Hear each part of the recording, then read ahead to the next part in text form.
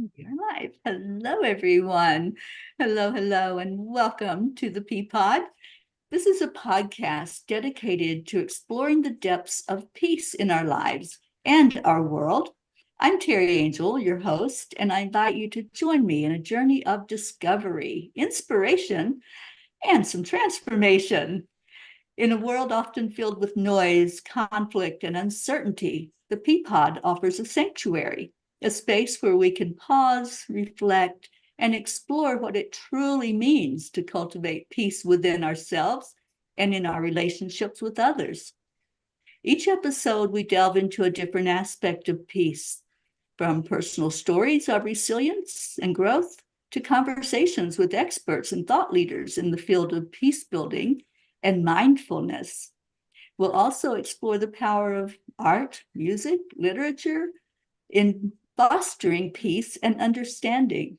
Our goal is simple: to spark meaningful conversations, inspire positive change, and empower you to be a beacon of peace in your own life and your community. So, whether you're seeking guidance, inspiration, or simply a moment of calm, I invite you to tune into the Peapod.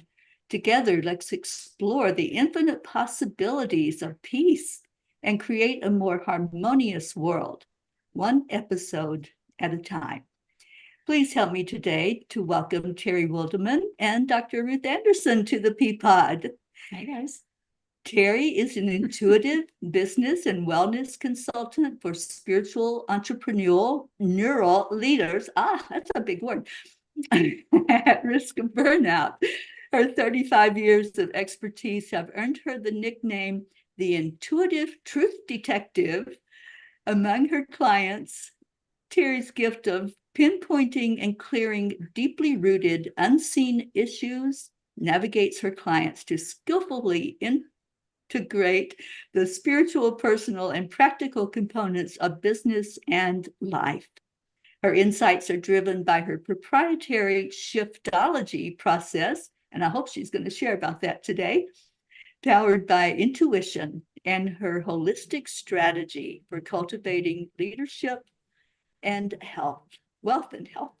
So welcome, Terry. I'm so And excited to be here with you. sitting beside of me is Dr. Ruth Anderson, who probably needs not much of an introduction to you all. You see her daily on Enlightened World Network. Ruth is the founder of Enlightened World Network. I can't talk. You two are going to do all the talking during this show because obviously my mouth is not working right. But Ruth is a dear friend of mine. I would say my best friend, and has encouraged me and inspired me in so many ways, as she has thousands and thousands of others with the work that she does through Enlightened World Network.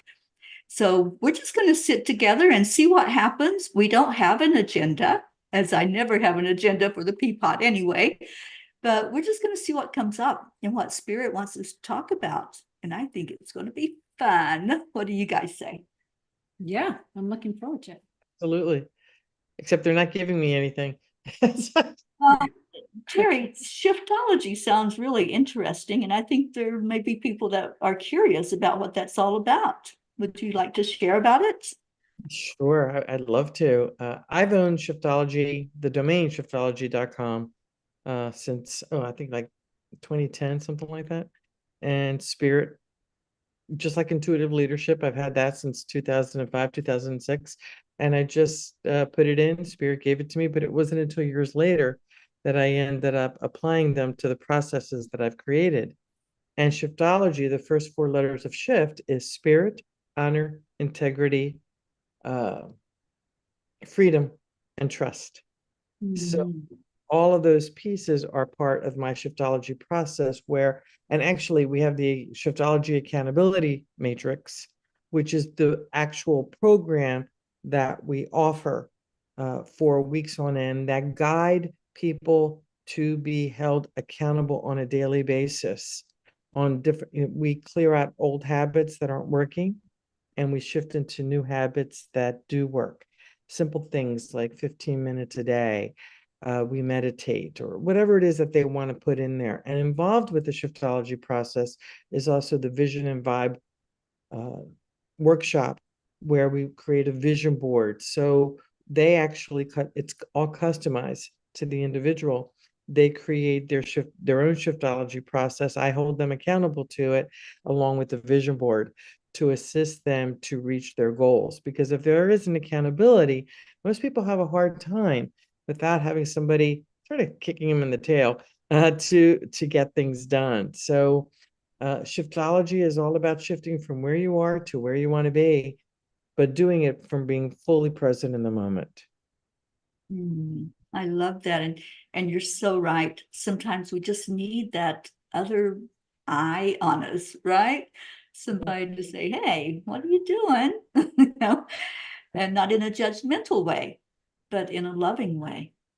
That's exactly right. And it's when you realize that there are areas in your life, and this is the key, I think, with coaching or with anybody who works in the lives of other people, the key is to recognize where the holes are, but doing it in a way that they feel safe, and that loving place makes them feel safe.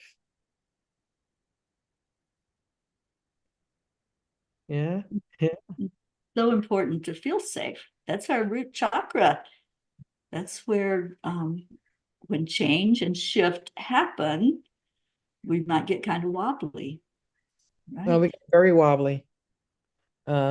Change is hard, and all three of us have gone through a lot of change. We know about what change is, and the moment that change happens, we get affected in so many areas, so many ways in our bodies, and our bodies will tell us. A lot of the aches and pains that we suffer from is emotional stuff related to the changes that we're experiencing or have experienced in the past. That's why I love working with the emotion code and body code, which I'm certified in, to be able to clear out the emotional junk, the emotional baggage that's there, that gets in our way of being able to do the things we really want to do in a strong, powerful, grounded way. Mm. So, Ruth, I know you know about grounding and shifts and changes. So, do you have a favorite grounding method that you use? I ground through meditation, and really, I mean, Terry, you and I do it every week. But really just starting with the root chakra and bringing all of my energy down to that root chakra, and then envisioning roots growing down my legs and out through my feet down into the center of Mother Earth. But I think what's been so interesting with grounding in the last, I don't know, 4 months maybe, when Terry and I go in and ground during our meditations, they've been having us hear and feel and connect into a global heartbeat. Yes. And that came in about 4 months ago, right? Mm-hmm. And now whenever we ground, that's part of it, is feeling that global heartbeat. I don't know, to me, that was just a very profound shift. Mm-hmm. That's huge. Wow. It is, isn't it? And it's so beautiful, because we when we're doing like a heart-brain coherence, and Terry, I know you're familiar with that one as well. Very. We actually do hear our own heartbeat. That's what we're connecting into, the heart of our soul. And that physical heartbeat just shows us that there is a rhythm to everything. And we connect in with the rhythm of spirit, the rhythm of the universe, the rhythm of Mother Gaia. So I think that's so beautiful that now we've gone deeper, because that's what's needed right now in our world. And Terry, I really appreciate the work that you're doing, because you take people deeper. Mm-hmm. Yes. And it really takes people, it's about having them look in the mirror. And if they're willing to look in the mirror, then I can really work with them. If they're not willing to look in the mirror and shift, it's something that they're not ready yet to go to really clear things out. And when you were talking about the heart-brain coherence, there is an exercise, that's all heart math, the heart and the brain coherence. And I'm a licensed heart math provider. And one of the things that I'll never forget, I was watching one of their videos when I was in training, and it's a video of a person on a train. I don't know if you've seen it. And the music is, they're looking outside, and the music is really hard and clashy and just, oh, and they're looking at all these different scenes with this really harsh music. And then the same visual is repeated, the person on the train, and the music is soft and loving, looking at the exact same thing. And the perspective is so different. It is a completely different perspective. So when you think of how what we look at affects us, based on and how we think about what we look at, when you look at how music affects us, and you look at how everything, we're affected by everything. Everything is energy. Everything is energy. I think you've heard me several times say the story of my godfather, who was a radiologist. When I told him I was studying Reiki all the way back when, in 1998, he said to me in Spanish, Ana Teresa, todo es energía. Ana Teresa, everything is energy. And he ran around the kitchen in the house, touching everything. Everything is energy. And it is. And when we're willing to look in the mirror, we get to see what energy is looking back at us. And then we can start to work, and you get to decide what music you want to hear on that train. Do you want to hear the chaotic music that makes what you look at outside really harsh and terrible? Or beautiful music that makes what you're looking outside the exact same thing in gratitude and appreciation? I don't think I saw that exact video when I was doing the training, but I've noticed it in myself. If there's music that is not resonating with my energy, everything just feels like it's out of whack, and I'm very off balance. But if I turn on a beautiful meditation music, or something that I do resonate with, I like several genres of music, everything gets into a flow. Mm-hmm. That's the difference. And that's when we start seeing things with a different perspective, is when we're in flow ourselves. And, Dr. Wayne Dyer was teaching us that, when you change the way that you're looking at things, and the way would be in calm, peaceful state, as opposed to a state, whatever you would call that. Exactly. Exactly. Yeah, then you're going to see it differently. Mm-hmm. It really is. And your thoughts really are so powerful, in that oftentimes what we're really looking at is not really what we're looking at. It's not reality. We end up sometimes seeing things that, there's a phrase, and Ruth, you and I were talking about it today earlier, we may think that something right now is honestly true, and later on it's not. We find out that we may have honestly believed it, but later on it wasn't true. So it's about staying open with the music in our heads and the music in our hearts, and staying open to the possibilities. So yes, you're spot on with that, in terms of how we see things really affects everything around us, and what we listen to. Oh, absolutely. And who we listen to. Yeah. Yeah. I'd love to get both of your viewpoints about changing our beliefs, because, when we come into the world, we start immediately being taught how to be, taught who we are and what we're all about. But as we grow and learn more things, we take a look at those beliefs. And that's my viewpoint, is we might think for a while that that's the way it is. Like you were saying, Terry, that's just the way it is. But what happens when we find out, no, there are other options, there are other things to look at. So I'd really love to hear from both of you about, the shift that we can make to look at our belief systems.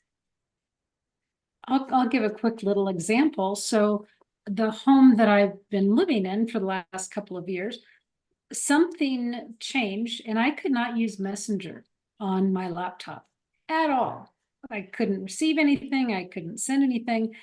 And I thought, okay, something's wrong with my laptop and I can't do Messenger. And I came over to where Terry's staying and Messenger works on my laptop. And I thought, oh, it's not my laptop at all. For 2 years, I thought it was my laptop and it wasn't. And at the same time, Terry and I had gone into meditation together. And the message for us that day was last Sunday was basically, as you have known things to be, you've created your belief system, you've done actions based on that, you've said words based on that. And now let's look at life from a different perspective. Let's kind of clean the slate and be open to learning things differently. And I think no fault of anybody's that they've created their belief systems on what they believe to be true, but to be open to, oh, perhaps there's another way of looking at that, or perhaps that's all smoke and mirrors and there's some other reality that then we'll try on for a while and create belief systems and actions based on that. And then in 3 or 4 years, find out, oh, there's another way. So I just think it's kind of like a rotating kind of kaleidoscope. Is that what they call it? Yeah. Yeah. Nothing is the same forever. That's right. That's right. It's funny using the computer theme. Just earlier, this weekend, I was working on my website because there's a lot of changes going on in my business and where I'm redirecting things. And I went to work on the website, and I couldn't delete certain things. I couldn't do certain things. I'm like, what is going on here? And I worked for about 2 hours struggling. And I finally said, that's it. I got to go back in history and go back to what it was, because this is just taking too much time. And I think I'm being given a message that this is not the right time to do this. And I find that every single time I have technology issues, every time without fail, it's my guides, the universe, whoever you wanted to call it, telling me I need to redirect and do something else. And I went back, I guess, what's today? Tuesday, yesterday, and I was able to update the website. Go figure. It was like you with your cover of your book. Yeah, struggled with it for a week. A whole week. I wasted. And nothing was working. It was not falling into place. And it was, I believe, the act of letting it go. Not having to be the one in control, not having to be the one that says it has to be this way, and I'm going to make it work. Darn it, I'm going to make that square fit into a round hole, and letting it go, and then asking somebody else, an outside observer, to help me do this. It worked perfectly. Just in that little bit of time, after a week of trying it myself and working with it. And that's something I think we need to listen to. I don't like to use the word need, because need is equal to lack. But when we are always struggling, that surrender piece, we gain control when we give up control. We gain control when we give up control. And profound. Well, it is. And I can give you story after story after story of controlling things and trying to control things. And that word trying means there's always a way out, and all of a sudden just saying, okay, I get the message and I'm done. And everything falls into place on its own, because I stepped away and I stopped trying to make it my way. And guess what? The way it ended up unfolding was a bazillion times better. Mhm. And that's what's so cool. It's like, okay, glad I listened. You know? But isn't it interesting how I know we're all teachers and coaches and mentors, how we can be so profound with other people and share with them what needs to be done, or what would Mhm. be the Yeah. best way for something to take place. But when it comes to our own selves and doing the things we're doing, it's like, I know I can make this happen. Yeah. And what I notice when we do that, when we keep pushing and pushing and pushing through like that, I notice that our bodies start to hurt. Our bodies start, there's aches, there's pains, um, we start dropping things. We start, there's different things that are happening. And those are all clues for us to take a step back and to listen to our bodies. The drill when our shoulders are killing us. Well, what are you shouldering that you need to let go of? When your eyes are bugging you, what do you need to see that you don't want to see? When your teeth issues, what details of life do you need to let go of, or what details do you need to look at? That kind of thing. The I see so much of that going on. And even with, the hips and the knees and the ankles, there's so many people in my world have their challenges with hips, knees, and ankles. And these are entrepreneurs who are actually, when they finally come to me, they tend to be very inflexible in wanting to shift the way they see things and do things. And that inflexibility, their subconscious knows, but they consciously keep doing the same thing. And it's like, okay, let's take a step back. Like Ruth, what you were saying, let's look at another way of doing things. Let's surrender and let go and allow the universe to talk to us so that our body doesn't hurt so much. Our body is a phenomenal tool for giving us information. Phenomenal tool.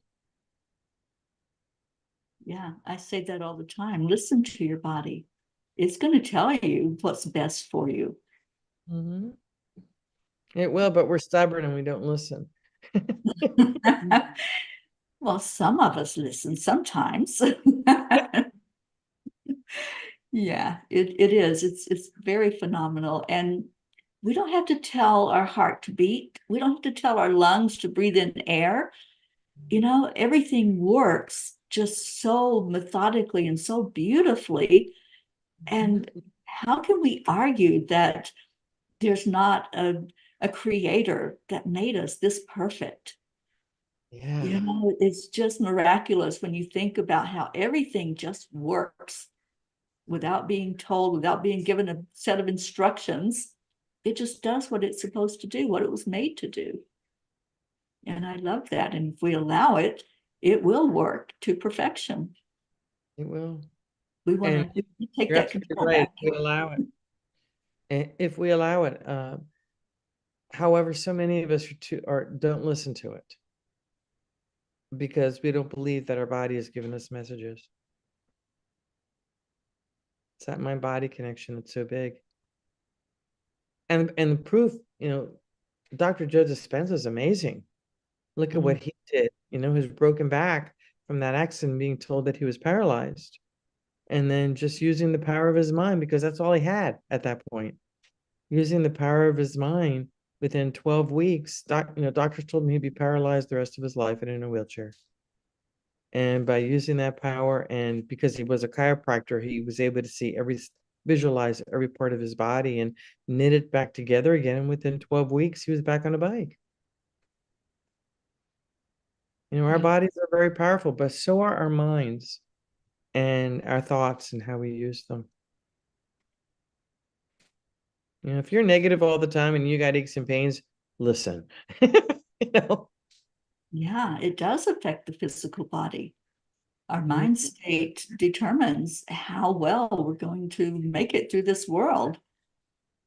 Yeah, the body's going to start breaking down. I know you've had the training with heart brain, and they explain how the cells regenerate when you do that heart brain. They do. And yeah, and they become perfect again. And I do it twice a day. Mhm. I've been doing it for, I think, about 8 years now.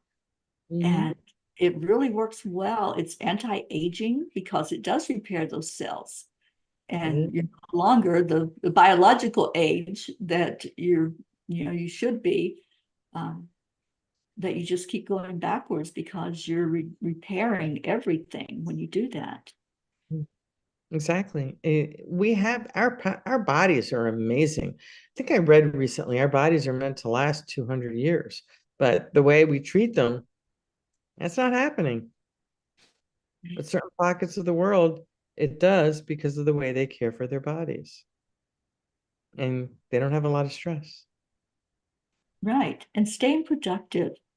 I remembered that very clearly from my training. Um, Greg Braden was the teacher, and he shared about people that he'd interviewed all over the world that were over 100 years old. Some of them, I think the oldest one that he shared with us was like 160 years old. Yeah. He said the secret to that longevity was staying productive, keeping busy, doing things, being given a task, and keeping the mind active and the body active. And that's really so true. You know, my husband retired last year, and his life has quickly filled up with different things because the man doesn't stay still. And people say to me, well, your husband retired. When are you going to retire? I'm an entrepreneur. I'm never going to retire. No, I'm going to be doing this until the day I'm in a box. You know, it when you're productive and you can keep your mind sharp and you are doing things, especially if you're doing things out of love, you know that love, what it does biologically and physiologically to the body is huge. Some folks, though, have a hard time loving themselves.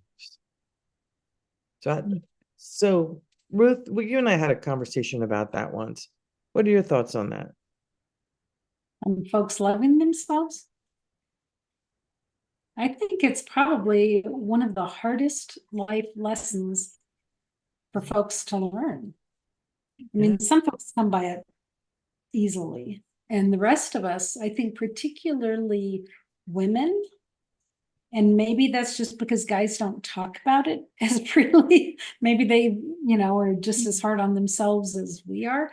But I think women in particular, I'm not sure society ever told us it was okay to love ourselves. Mm-hmm. I mean, think of I don't want to use the word wrong, but think of the martyrs that raised us and the martyrs that raised them and the martyrs that raised them. I mean, women have been workhorses for the families for generations and generations. So that's what we were steeped in. Mm-hmm. So I think for some of us, it's a lifelong lesson, and one that I'm trying to change with the generation below me. And I know, Terry, you as a mother too, Absolutely. trying to stop that nonsense of this generation. Yeah. Mm-hmm. And it really does start with us because we are in the position to stop the chaos. We're in the position to cut the cord with that. And every single day when we wake up and bring in love, just before, even before we get out of bed, gratefulness, appreciation for everything that we have, that influences our DNA. And my goal is to cut the cord with, and break the chain with me. The buck stops here because I don't want my children to be carrying all that stuff. So when I heal it in myself with different tools and techniques that I have, I know I'm healing it in them too. And I'm healing it in mom and grandmom and granddad and all those folks that have gone on before us. But yeah, it's really up to us, I believe, to take responsibility and clean things up within ourselves, and that energetically cleans it up with the rest of the chain. Yeah, that's so true. And I think that we've come a long way with understanding what loving ourselves means. I think in my generation, when I was growing up, I didn't know what love was. I didn't have a good role model to say this is what unconditional love is. It was all based on conditions. And also, if you said you loved yourself, it was like, oh, you're just egotistical, and you're one of those with your nose up in the air. So I think we've come a long way from that type of thinking. And we do have role models now that are showing us what unconditional love is. And programs like what Enlightened World Network has on, that's very positive and showing role models that are out there teaching and mentoring and coaching others in loving themselves and what it means. It took me most of my life to figure out what love was and what it wasn't. And I had very much a distorted view of what love was. So I had to discover it, later in life and say, oh, you can love somebody without, a string attached to that. You can just love them. And that's huge. And if we can teach our children that, like Ruth, you're doing a great job teaching your daughters that, and that I just love you, and letting them be, just let our youth be who they are, and without all of that negativity, you can't, all the limits, you can't do this, you can't do that, but just love them. Well, and I think sometimes if you can interject the word self-worth for self-love, makes a difference too. I hear my daughter talk about her self-worth. Yeah. And therefore what she's willing to put up with and what she's not willing to put up with. And I think, good for you. If I had that wisdom at 22, Lord knows how my life would have been different. Truly, mine would have been totally different. Totally different. Yeah. Yeah. We have messages all around us that tap into love yourself. And one of them is when we fly. And the flight attendant says, put the oxygen mask on yourself first. That's self-care. And I will never forget when I was delivering a workshop at the local chamber here, and this woman sat there and I happened to say that. And she said, oh, I'm sorry, I have to put it on my child first. And I didn't have to say a word because another attendee said, oh, that's great. And then your kid's going to have a dead mother. And she's like, what are you talking about? She really couldn't grasp that concept at first. Because as moms, what do? We're there for our kids. But if we're there for our kids to a point where we croak, they're not going to have us there. So yeah, it is important to put the oxygen mask on ourselves first, and then put it on our children. And every time I fly, I'm like, preach it, girl, preach it, preach it, preach it, or preach it, whether it's a man or a woman, because that one instance, if everybody's truly listening on the plane, it's a message of self-worth and self-love. Yeah. And can apply to all of life. Yep. It really is. Beautiful. So what do you think our greatest challenges in these days?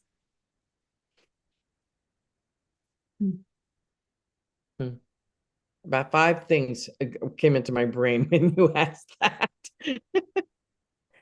I think a lot of it is listening to our gut, listening to our intuition.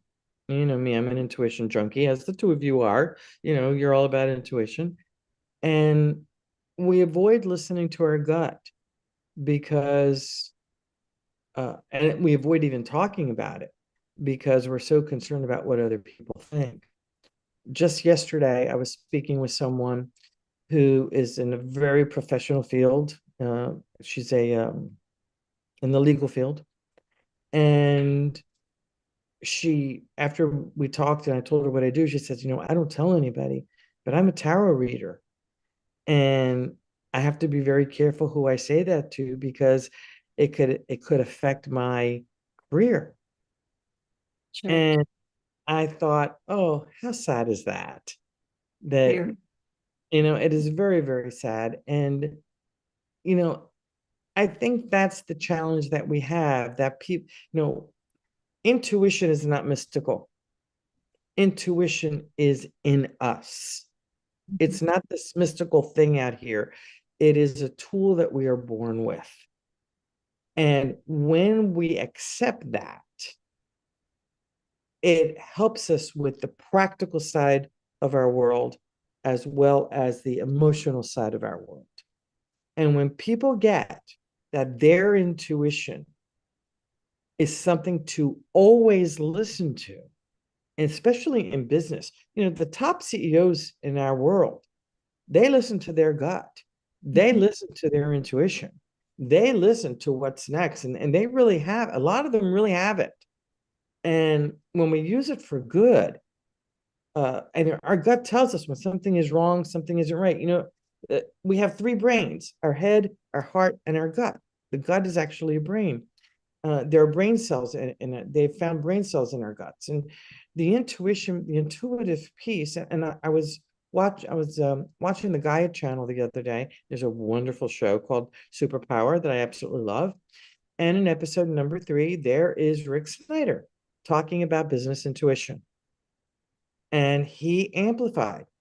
Intuition is not, it's not mystical. It's a grounded tool that when we use it, the guidance is amazing. But we're too scared to trust it. We run away from it. And that's why in my work, it really is about teaching entrepreneurs how to trust their intuitive sides, how to trust that intuitive place inside of them. Because once they do that, then it begins to create the calm, ease, and flow that they're looking for, whether it's in business or in life. So that's why, for me, intuition is the one thing that people avoid listening to, and it's the one thing they truly would benefit from in listening to. Beautiful. What are your thoughts about that? Well, my biggest challenge, I think, is along the same lines, Terry, in the sense of the words "remember who you truly are" is what comes to my mind. And when I say that, what that means to me is remembering that I am, number one, a spiritual being who happens to be in a body going through this thing we call life. But I don't have to get into the muck and the mire of all of everything that's happening around me. When I can sit in my oneness with spirit, then I can fall back on everything is love and everything is energy, and live in that realm. All the rest just kind of falls into place for me. So remember who you truly are. What do you think, Terry? Yeah, I think a big challenge we have in this day and time is we're bombarded by so much. There's so many distractions, and we tend to complicate everything. So we have so many choices, so many options, from the way to do things, the food we eat, what our activities are, what we're going to be. I've been many things in this one lifetime. I said I've been like 10 different people in this lifetime. So I think just bringing it down to simple is a big challenge for us. And like you said, we're just sitting with spirit. It's so simple. It doesn't cost you anything just to sit and meditate and get instructions from the angels, from God, from whoever you listen to. And I think that's a part of our youth these days too, because they have so much. I never had a phone when I was growing up, and here the kids have a phone that can connect them anywhere in the world, just in the palm of their hand. So I think it's great that we have come so far with technology, but I think we really need to teach the children to have that meditation time. They have the quiet time to figure out who they are without all of the stuff telling them who they are, or how they should act, how they should dress, how they should talk. Get to know who you are. We had to do it growing up. I'm speaking for myself, my generation. We had to figure out who we were, without seeing a role model that was showing us, the latest and greatest of whatever it might be. So I think it's keeping it simple is a challenge for all of us, not just the kids, especially for the kids, but for all of us these days, to not get so distracted that we forget who we are. We forget that we are a spirit being. And sometimes it's easy to get caught up in that 3D stuff. Well, Go ahead. Go I ahead. think the phones are like umbilical cords. It's a constant feeding of all of those things that you listed, including where I get my self-worth from. And it has to do with how many people are liking me at this very moment. How many followers do we have? Right. Yeah. Right. And as long And as it's not just the kids, their I know. parents are doing the same thing. So if their parents are doing the same thing, the kids then are doing it. Where's the connection? There's no human connection anymore. Families don't sit together at dinner anymore. And that in our household was a must. You had to sit together for dinner. It's about the phones going away. It's about putting all that stuff away. And you don't see that. I wish there was more of that, and that connection. And the kids are any and every teenager has always worried about what other people think about them. Unfortunately, with social media, it is now, and the parents really have a challenge on their hands. They really, really do. And I often look at our world, and the word that comes to me is kindness. Where kindness? Kindness. Kindness. Where's the kindness? And I say that because when I do go on social media, which I do for my business, and I'd start scrolling and seeing things, there is a lack of kindness. People hide behind the computer screens. People are hiding behind their phones. And people think they have the right to say anything and everything, not realizing the ramifications of their words, and how it may hurt someone or bring someone down. So I'm grateful for the computer. I really am. I'm grateful for the internet. I'm grateful for all the things that I can do on it. But that lack of kindness is something that has been concerning me more and more, because the way people are hiding behind these computer screens, to just let it all out, which tells me how angry our world is. So what you're doing with the peace, and Ruth, with what you're doing with your work, with the two of you, it's magnificent, and it's much needed. And you as well, my dear. Thank you for all that you do. Well, one of the pieces that concerns me about this umbilical cord is how addictive it is, because you can lose hours, whether it's TikTok or Facebook or whatever. And it's not conscious. Right. It's just unconscious waste of time. And while you're in that space of waste of time, life is passing you by. Oh, yeah. It is. It really is. A very good friend of mine, very, very close friend, he recently told me that he got off of social media 2 weeks ago. We're going on now on 3 weeks. And he said, it's amazing. I have my life back. There's a world out there. It is. He goes in and he does a couple things for a group that he does. But he says, I don't go on there anymore. I do very little on social media anymore. He said, it has given me freedom that I have missed. Yeah. Yeah, one of my most memorable weeks out of the last almost 4 years now that I've been doing this Peace on Earth tour was a place I went into in Nevada, and it was totally unplugged. There was no phone service. There was no internet. You were just there with nature. And that was one of the most beautiful weeks I've spent. Just being, you know, and not being tied to anything other than just sitting and communing with nature, communing with God, having instruction from the angels. I mean, it was just beautiful. And we forget that there is a world. You know, it's like that phone, that connection, that's people's worlds. And they think that that is it. That's all there is. And it's not. It's not. so not it.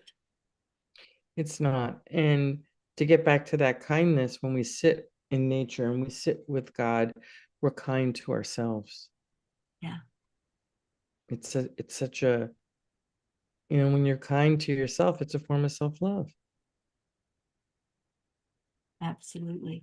So some people can't go to love, but they can go to kindness. It's a step. It's a step. So could I come with you on your next trip? Oh, please do. I would love that company. Sounds wonderful. Yeah. Oh, ladies, this has been great. I am talking about time flying. When you're sitting in spirit and you're sitting with people that are like-minded, this is what happens. It's like, it seems like it's only been a minute, but I want to thank you both for being here and thank all the listeners for listening to these two amazing powerhouses of love and light. And we'll start with Terry. Terry, would you share with everyone how they can reach out to you, how they can work with you if they wish? I know you offer so much to the world, so please share that. Well, you can reach me at terrywildemann.com. Well, terrywildemann.com takes me to my speaker page, but intuitiveleadership.com will take it to my website. And just note, it is being revamped when the universe lets me do it. You can find me on Facebook at Terry Wildemann, or Intuitive Leadership is the business page. I'm also on LinkedIn under Terry Wildemann, and on Instagram at Terry Wildemann. So there you go. I'm all over the place. And I'll make sure that everybody understands the spelling of your name, because for I think the first year or so that I knew you, I was putting an R in there. That's that's my husband's problem. It's his name. We'll blame it on him. Oh, Terry, you're a delight. Thank you so much for all of your insight and your openness and your words of wisdom today. Appreciate being here. And that takes us to Dr. Ruth Anderson. So I can be found at enlightenedworld.online. That's the website for Enlightened World Network. And there's an email address on there. I think it's welcome@enlightenedworld.something. I never write to it, so that I don't know. But go to the website if you're interested. I do work with one-on-one with clients. I know Terry does as well, as does Terry.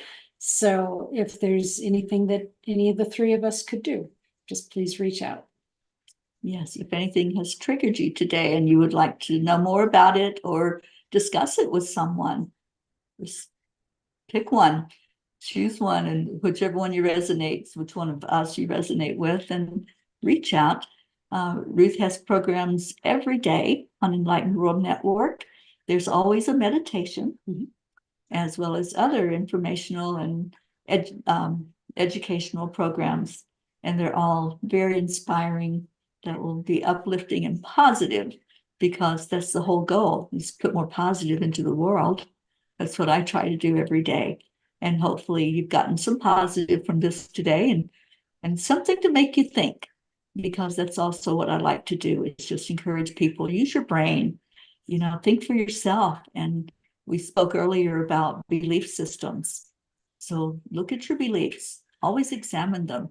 I love Don Miguel Ruiz wrote the 4 Agreements, but many people don't know there's a 5th agreement that he wrote. And the 5th agreement is to be skeptical and open-minded. And I love that. So that's my encouragement to everyone today. Thank you for being here. Blessings to every one of you. And I love you so much. Take care, everyone. I will see you next week on the Peapod. Namaste, y'all. Bye, y'all. girls. Up here.